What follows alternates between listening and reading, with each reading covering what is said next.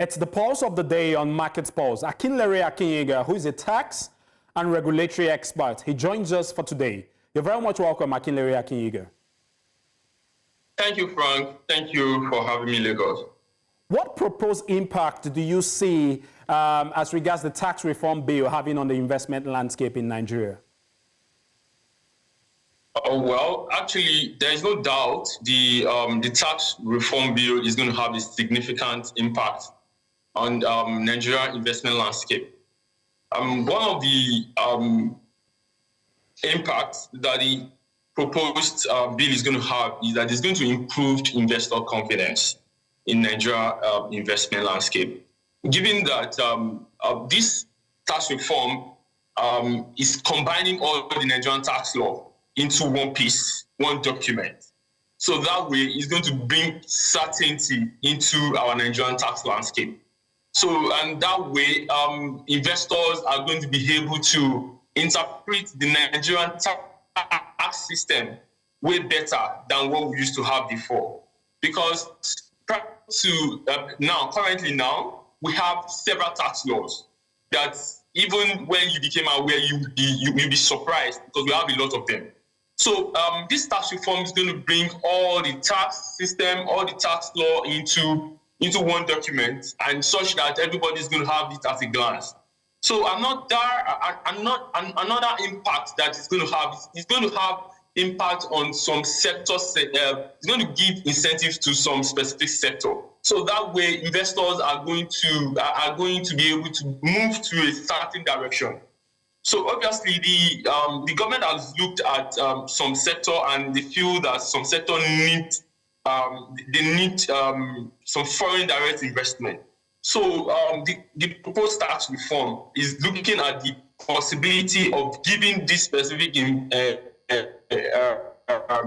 industry incentive, such that investors will have to look at them, and they will have no other option than to invest in such industry. So another impact that it's going to have is it might likely have impact on our digital economy, because the proposed tax reform bill is looking at giving incentive to the tax reform to the digital economy, specifically the digital asset. They are bringing them into the tax net properly in this proposed tax bill now, and that is actually going to make investors in that angle to come on board, because now there is certainty in that part of the economy.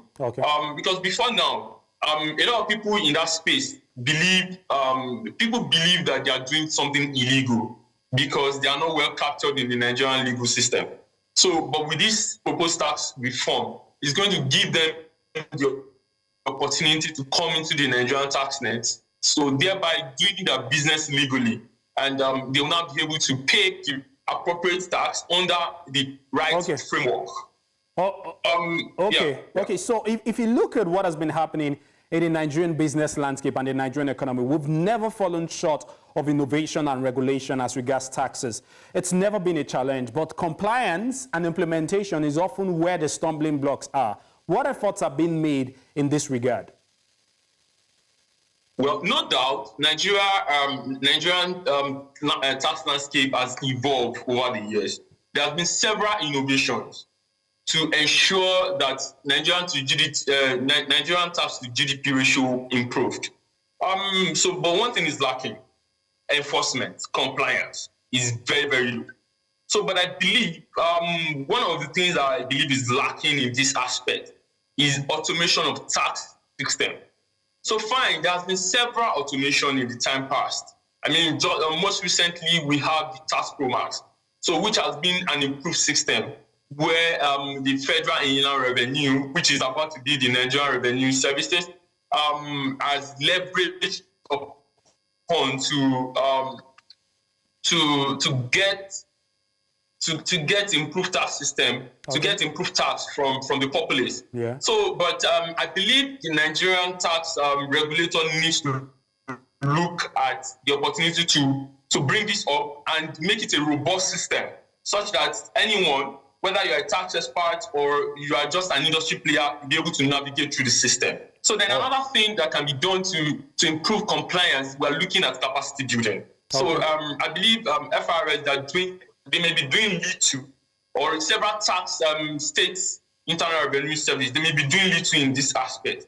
So, but I will urge them to look more into capacity building. All right. Where tax administrator is going to be trained and all of that. Then, I mean, other thing is taxpayers need to also be educated. All right. They need to be educated about their responsibility. All right. So let us shift gears a little bit. Pardon? Let's shift gears a little bit. Let's tilt towards recent report as regards data coming in regarding inflation. 32.7%. That's the current inflation rate. And the naira continues to fluctuate. We're seeing that according to World Bank, the naira is among the worst performing in sub-Saharan Africa. How do you see this impacting asset pricing in the debt and capital markets at large? Well, no doubt. I believe everyone is impacted by the inflation going on. So, so one of the things we should be looking out for, for the impact of inflation on the asset pricing, we should be looking at where investors we move their investment to safe haven as assets country, where they'll be able to hedge against the inflation. So there's also the impact of currency hedging, because now the naira is currently devaluating. So as a result of that, the Nigerian there's going to be high appetite for Nigerian bonds, because if you look at the Nigerian bonds, we are offering high yield. Looking at the treasury bills, we are offering high yield. So there's a possibility that investors are going to come in to take advantage of our investment, then of our yield, because now we have high yield on bonds. Investors may demand high yield because we have high inflation. Because looking at the current inflation, which is at 32.7%, no investor wants to come into the country without getting something higher. And to curb that inflation so that it can mop up excess currency, excess cash in the economy. So the yield on our financial instruments is going to be more than the inflation rate. So that way, there's a huge impact.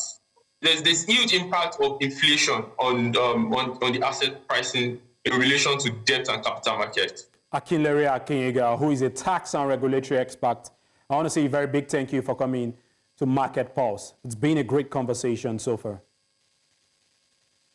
Thank you, Frank.